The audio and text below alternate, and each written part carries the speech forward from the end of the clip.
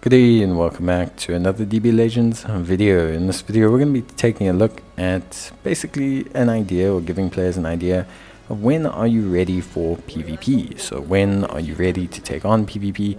Now I'm not talking about god rank or end level high end PvP. I'm more talking about when should you feel comfortable playing rated PvP and trying to start developing your team and pushing. And a lot of players get a bit nervous, they don't know when to start, and this is to kind of give you an idea of what your team should look like before you tackle that kind of perspective of it. So yeah, right now, honestly, a big starting point is basically team building. Now I have a video on team building, so I'm not going to cover it too much here, but the three important factors are tags, so GT, Saiyans, etc. Episodes, which are basically sagas, and then you also have the colors of characters. It's very important when you're building your team that you have at least 3 usable characters in PvP. It's going to be very difficult to tell, especially for new players, but generally speaking we're looking at Ultras, Legends Limiteds nowadays is kind of how the game works. You very rarely have Sparkings. There are rare instances, but you very rarely have Sparkings that are outright leaders for teams. So when you're building your team, you need to have at least 3 of these units. A great example here is I have Legends Limited Gogeta, Legends Limited Full Power Goku, and Legends Limited SS4 Goku and Vegeta. The stars don't matter at this point, but if you have these 3 characters or something like this, you're probably okay to start looking at building your team. That's the #1 most important thing. So if you have 3 Legends Limited characters, or an Ultra and 2 Legends Limited, or even an Ultra Legends Limited, and maybe you can find yourself a good Sparking, you're probably ready to go. Now another important factor is Zenkai units. So if a unit has a Zenkai, it is important that you at least attempt to Zenkai them. Even Zenkai stage 1 is very important because it does give some baseline buffs. If you can ideally get them to Zenkai stage 3, is very good. To do so, you need to do the Ultra Space Time Rush. So your first point of call before you go into PvP should be to get them to Zenkai 1 or Zenkai 3. If they're a new Zenkai, you can do their missions. If they're not, you can obviously look towards Zenkaiing them. Remember, they have to be 7 stars, so they need to be 7 stars first. So let's say you've managed to Zenkai them to whatever point you can, and now you obviously have them boosted as best you can. The next thing is to look at the units that are going to boost the rest of your team.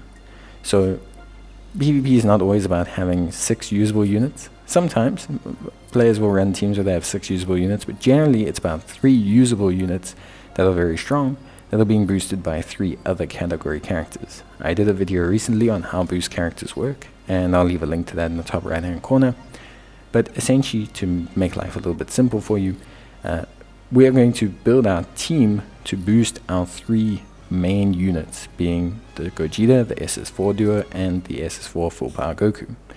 You can see by the units we've chosen that all of them boost GT or Saiyans, and that their Zenkais or potential Zenkais boost our team. Now it's more important to Zenkai your 3 major units than it is to Zenkai boost units. So make sure you do that first before anything else. And don't be scared to use a free-to-play character. Fierce Fight characters generally, or recently released free-to-play characters, are usually good enough A, as boosting units, or B, are good enough to even be third-party options, like kind of a third choice. If you're really struggling and still want to use your team, you can use them, like Super 17.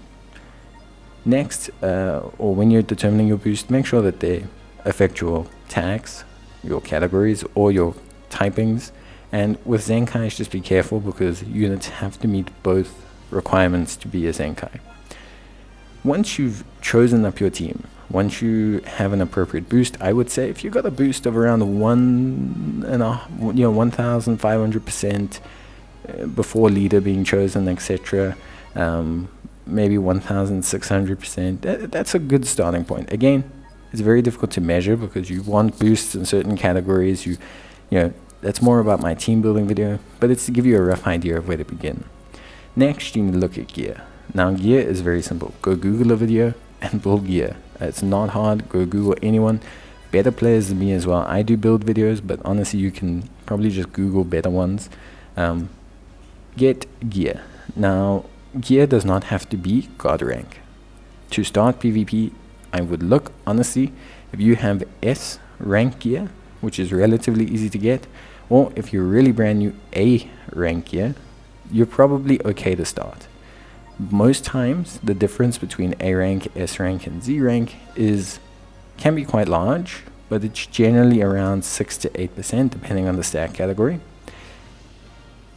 So you don't have to have max level God rank gear. You do need to have the right gear. So rather having the right pieces is very important. If you're wondering what the bare minimum is, try and aim for pieces that have yellow or red first slots. If not, just aim for the ones that have the highest stat in that line. Once you have all of that, you're basically ready to go. You'll be ready for PvP. Yes, it will be challenging, of course, but you'll have a team that can kind of functionally start the process. Remember also that when you do Zenkai unit, you need to Zenkai boost them. You actually need to Zenkai boost them. This will require Zenkai souls. The most important is rank 3, which gives them their first passive ability, and then rank 6, which gives them their second. That's it from me. Let me know what you think, and good luck. Bye.